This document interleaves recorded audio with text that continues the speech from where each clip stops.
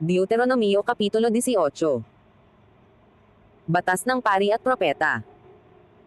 Ang mga saserdote na mga Levita, ang buong lipi ni Levi, ay hindi magkakaroon ng bahagi ni mana na kasama ng Israel, sila'y kakain ng mga handog sa Panginoon na pinaraan sa apoy, at ng kanyang mana.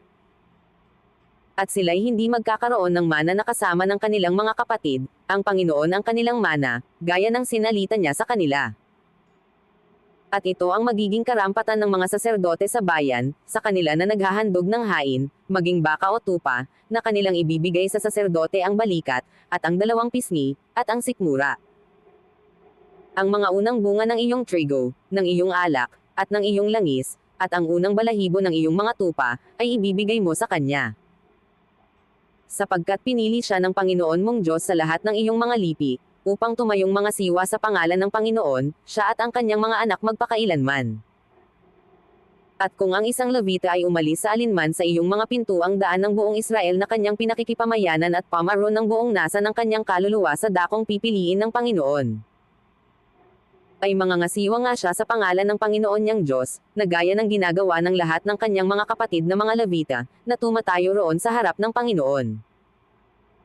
Sila'y magkakaroon ng magkakaparehong bahagi na kakanin, bukod sa magmumula sa pinagbilhan sa pamana ng kanyang ama.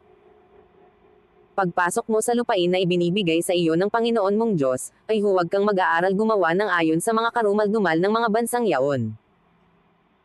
Huwag makakasumpong sa iyo ng sinumang nagpaparaan sa apoy ng kanyang anak na lalaki o babae, o nanghuhula o nagmamasid ng mga pamahiin o engkantador, o manggagaway, o engkantador ng mga ahas, o nakikipagsanggunian sa mga masamang espiritu, o mahiko, o sumasangguni sa mga patay. Sapagkat sino mang gumagawa ng mga bagay na ito ay karumal-dumal sa Panginoon, at dahil sa mga karumal-dumal na ito ay pinalalayan sila ng Panginoon mong Diyos sa harap mo. Ikaw ay magpapakasakdal sa Panginoon mong Diyos. Sapagkat ang mga bansang ito, na iyong aariin, ay nakikinig sa kanila na nagmamasid ng mga pamahiin, at sa mga manghuhula, ngunit tungkol sa iyo, ay hindi pumayag ang Panginoon mong Diyos na gawin mo. Palilitawin sa iyo ng Panginoon mong Diyos ang isang propeta sa gitna mo, sa iyong mga kapatid, na gaya ko, sa kanya kayo makikinig. Ayon sa lahat ng iyong ninasa sa Panginoon mong Diyos sa Horeb, sa araw ng kapulungan, na sinasabi, huwag mong iparinig uli sa akin ang tinig ng Panginoon kong Diyos, ni ipakita pa sa akin itong dakilang apoy, upang huwag akong mamatay.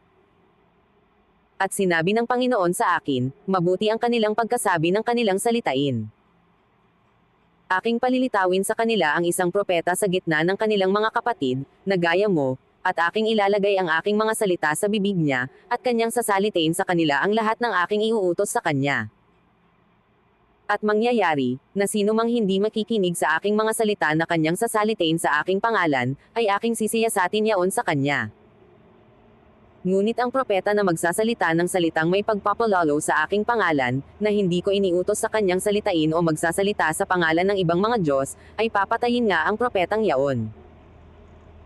At kung iyong sasabihin sa iyong puso, paanong malalaman namin ang salita na hindi sinalita ng Panginoon? Pagka ang isang propeta ay nagsasalita sa pangalan ng Panginoon, kung ang bagay na sinasabi ay hindi sumunod ni mangyari, ay hindi sinalita ng Panginoon ang bagay na yaon, ang propetang yaon ay nagsalita ng kahambugan, huwag mong katatakutan siya.